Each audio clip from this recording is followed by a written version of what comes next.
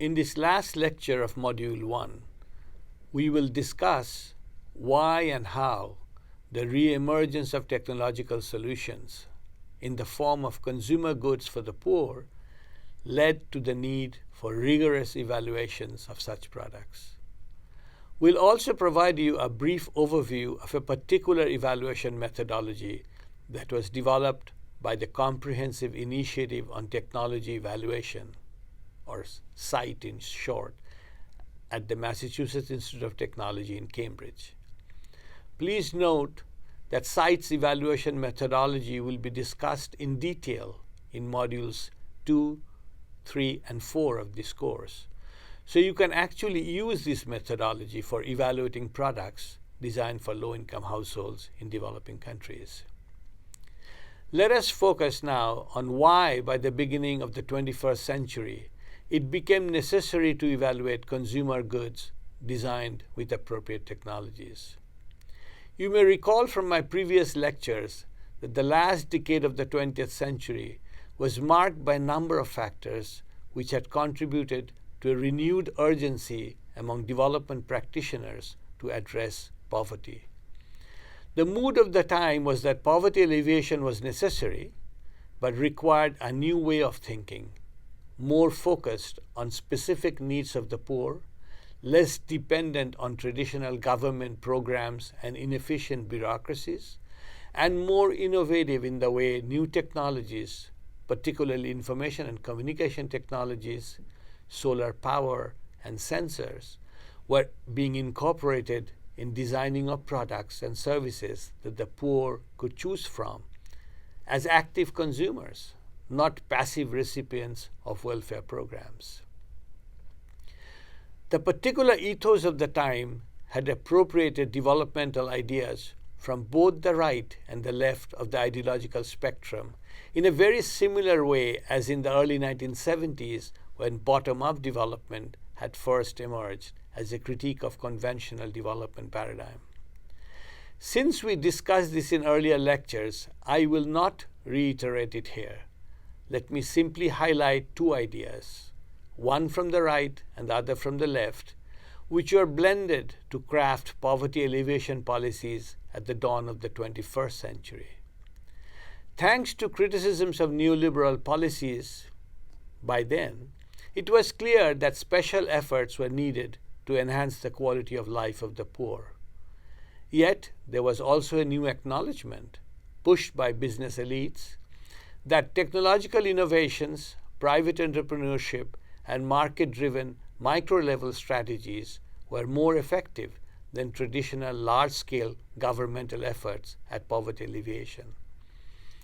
Building on these two strands of ideas, a new consensus emerged about the efficacy of low-cost consumer products designed with innovative technologies by social entrepreneurs. Much of foreign aid at the time was directed to the support of such entrepreneurs who were seen as more effective agents of social change than bureaucrats. On the demand side, there were new strategies too. These were based on the assumption that steep decline in the real income of poor households had been halted by the reversal of neoliberal policies through increased government spending. Not of the old kind, however, but more focused on the needs of the poor, as in direct cash transfer programs. This is not to say that poor households' income had begun to increase with the termination of fiscal austerity measures, but to re-emphasize that the sharp and steady drop in real income had been halted. Unemployment and underemployment was still quite high, but not increasing at a rate observed during the last developmental decade of the 1980s. Most importantly, by the beginning of the 21st century, a new consensus had emerged that the poor are credit-worthy.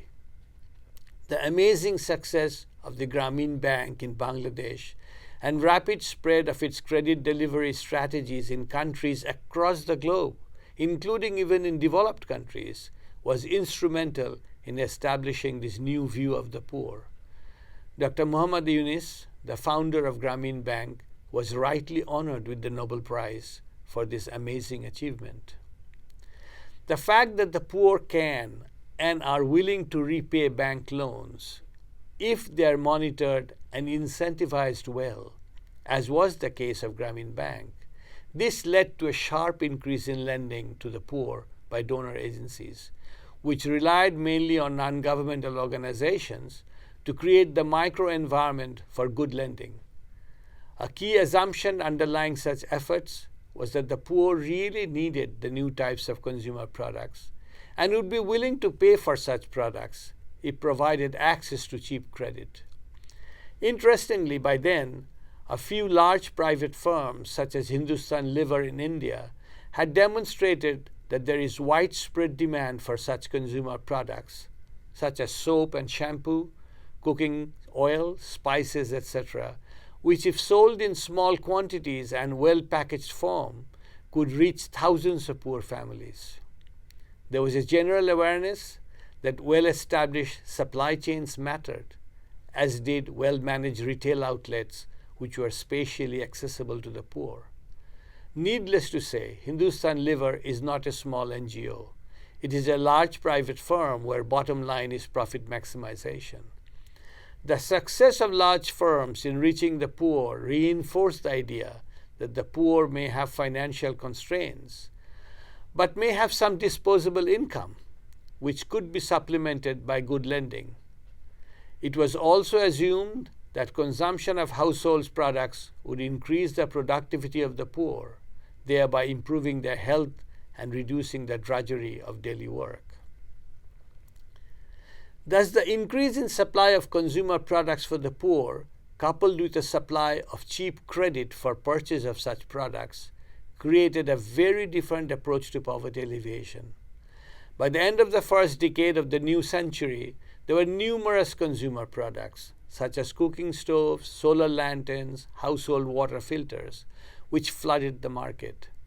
The quick spread of mobile phones and banking facilities for the poor added a new confidence among product designers that their products would be purchased by the poor, perhaps with a little nudging by the NGOs, many of whom had shifted from their earlier approach to suit new market needs. Yet, the large-scale increase in supply of products also created some problems. For one, the poor did not have good information about how to select products which best suited their needs. Lacking such information for comparison of products, they were reluctant to change their purchasing preferences, even if prodded by NGOs. The NGOs faced their own problems as well. They faced hurdles in procuring products for rapid distribution during natural disasters. Since there was no reliable evaluations of consumer products, NGOs had to rely mostly on anecdotal evidence about which products were easy to distribute, lasted longer, and could be repaired locally if necessary. Storage of products was also an important issue, as was the packaging of products. Since many products were damaged due to bad packaging and careless storage, the NGOs too wanted more information on the suitability of products before procurement. Even bilateral and multilateral donor agencies faced similar problems as multiple product types flooded the market, with each product claiming superiority in meeting the needs of the poor. The lack of product-related regulations for health and safety, which was a byproduct of the neoliberal era, added to the uncertainty of consumers regarding product quality. Was there no existing methodology for comparative evaluation products, you may ask? After all, evaluation was not a new idea, as we discussed in previous lectures. It had evolved from generic cost-benefit analysis in the early developmental period to more rigorous and nuanced randomized controlled trials by the late 1990s. What is important to note is the changing unit of analysis of existing evaluation methodologies. As we discussed in earlier lectures, initial evaluation efforts were focused on the cost-benefit analysis of proposed large-scale projects.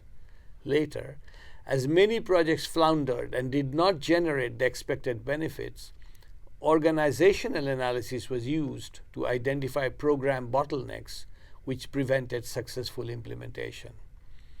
The questioning of conventional developmental thinking by E.F. Schumacher and others, who advocated an alternative development paradigm, had shifted the focus of inquiry to a higher level. They had demanded holistic assessments of whether the projects and policies were based on conventional development paradigm, were they fundamentally flawed. To them, it did not matter whether a project or policy was cost effective if its ultimate goal was founded on wrong principles. The stress on program evaluation by the World Bank and other developmental agencies, which emerged in the 1970s after the decline of alternative thinking, refocused attention again at the project level. By then, as the World Bank's lending for housing and employment generation projects had increased many-fold under Robert McNamara's leadership. True, the World Bank did learn, as it had proposed in its famous report on learning by doing, that assessments of projects alone was not adequate without a careful assessment of the policy environment within which such projects were designed.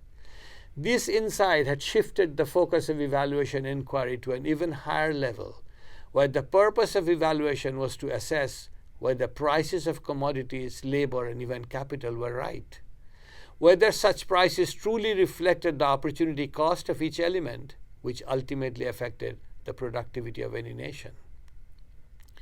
The randomized controlled trials, or RCTs, shifted the focus of evaluation again, somewhat down the scale, towards the evaluations of tangible outcomes of specific projects and policies. This emphasis on rigorous methodology, borrowed from the study of drug trials, was the centerpiece of randomized controlled tests. It called for rigorous comparisons between two similar contexts, one with the project or policy intervention whose effectiveness was to be assessed.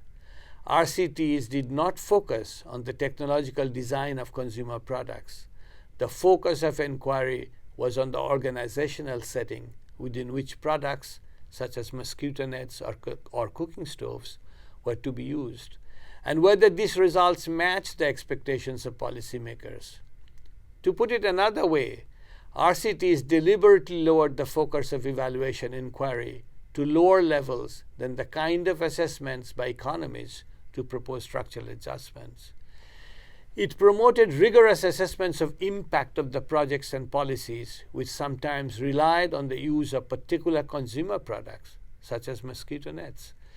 To its credit, RCTs were not intended to compare the efficacy of products per se. Neither did this methodology advocate the use of any particular product or even search for ways to improve the functioning of any product.